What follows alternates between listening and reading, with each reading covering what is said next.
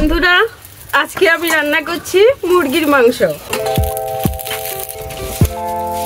দেখুন, প্রথমে কড়াইটা গরম করছি।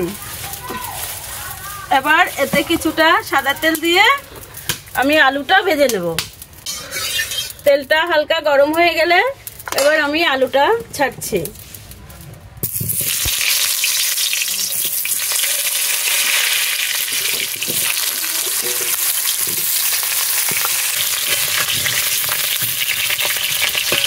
আলুতে হালকা নুন দিয়ে ভাজলে আলুটা তাড়াতাড়ি সেদ্ধ হয়ে যায়, তাই কিছুটা নুন দিয়ে আমি আলুটা ভেজে নিই।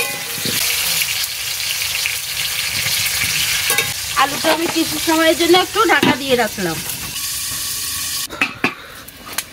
এবার 5 মিনিট পর আমি ঢাকনাটা তুলে দেখি, আলুটা লালচে লালচে হয়ে গেছে। এবার আমি আলুটাকে হালকা হলুদ দিয়ে তুলে ফেলবো।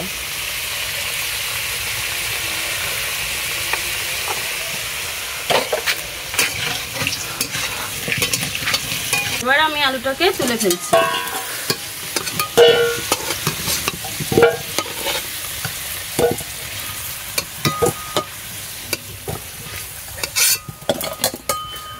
আলুটা তুলে এবার কড়াইতে কিছুটা সরষের তেল দেব।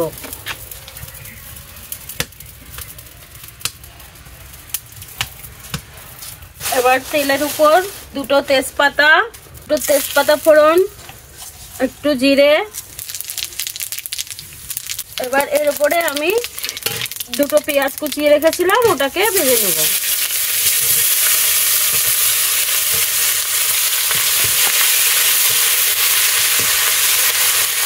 আর এখানে গামলাতে আমি মাংসটা আগে থেকে একটু হলুদ আর সর্ষের তেল দিয়ে ম্যারিনেট করে রেখেছি। এটাকে আধা ঘন্টা আগেই রেখেছিলাম।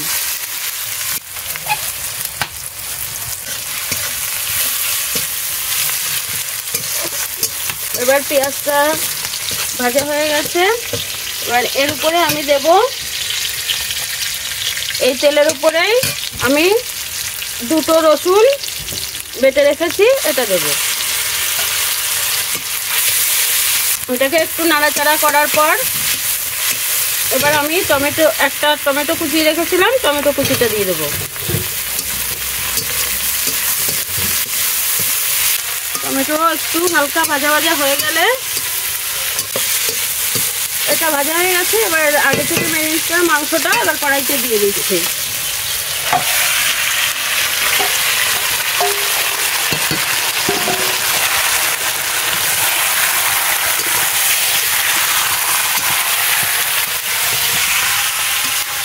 এবার এতে দেবো 2 চামচ মতো নুন, আন্দাজ মতো নুন।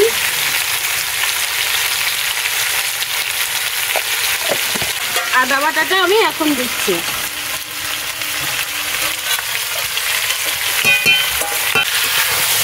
আগে থেকে আমার হলুদটা দেওয়া ছিল, তাই এখন আমার আর হলুদ দেওয়ার প্রয়োজন হচ্ছে না। মাংসটা কিছুটা ভাজা ভাজা মতো হয়ে গেলে তারপর আমি এতে একটা ভাজা মশলা করেছিলাম, কিছু শুকনো লঙ্কা, জিরে, ধনে আর তেজপাতা। এটাকে আমি শুকনো খোলায় ভেজে মিক্সিতে গুঁড়ো করে এনেছি, ওটাকে একটু পরে দেব।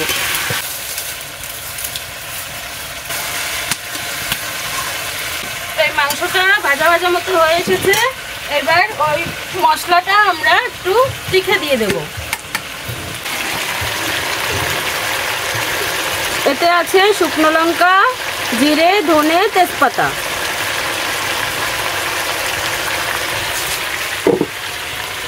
এটা একটু মোটা মোটা আছে, এটাকে আর দেওয়া যাবে না।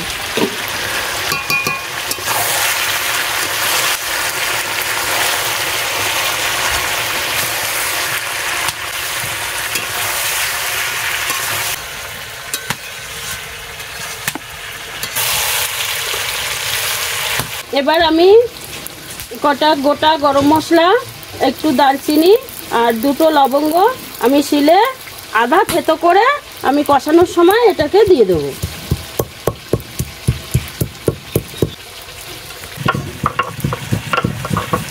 আদা বাটা হয়ে গেছে।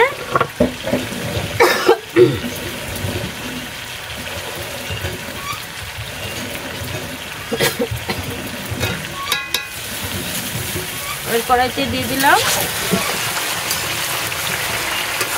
এবার নেড়ে চেড়ে আমি জল দিয়ে দেবো।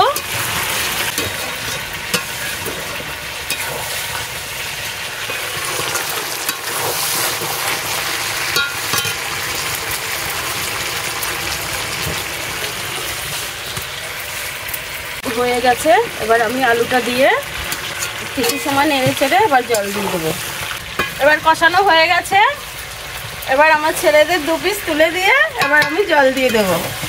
ছেলেরা কষা মাংস খেতে ভালোবাসে, তাই ওদের জন্য 2 পিস তুলে দিচ্ছি।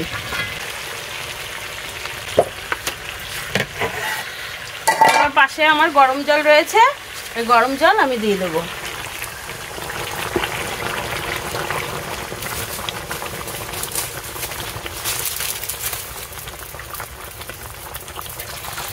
আর একটু জল লাগবে। এবার জল দেওয়ার পরে 10 থেকে 15 মিনিট ফুটুক, তারপর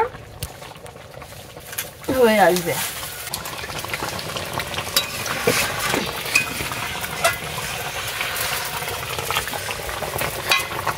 মাংস থেকে সুন্দর একটা গ্রান বেরোচ্ছে আর কালারটাও সুন্দর এসেছে। আলুটা প্রায় গলে গেছে, আর একটু গললে এটাকে নামিয়ে দেবো। একটু গরম মশলা দেবো, শাহি গুঁড়ো গরম মশলা। আর 1 প্যাকেট শাহি গরম মশলা দিলাম, শাহি গুঁড়ো গরম মশলা দিয়ে আর কিছুক্ষণ ফুটিয়ে নামিয়ে নেব। মাংসটা টেস্ট করে দেখ তো কেমন লেগেছে। কষা মাংস তো এটা, স্ট্রাকচারটা দেখ শুধু। টেস্ট করে দেখ কেমন লাগছে।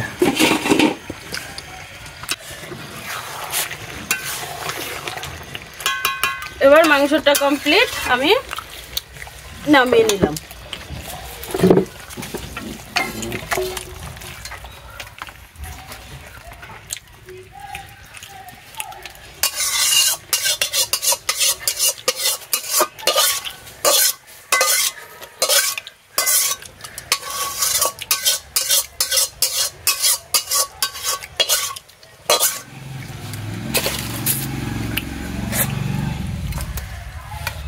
কমপ্লিট। এবার গরম ভাতের সঙ্গে আমি পরিবেশন করব।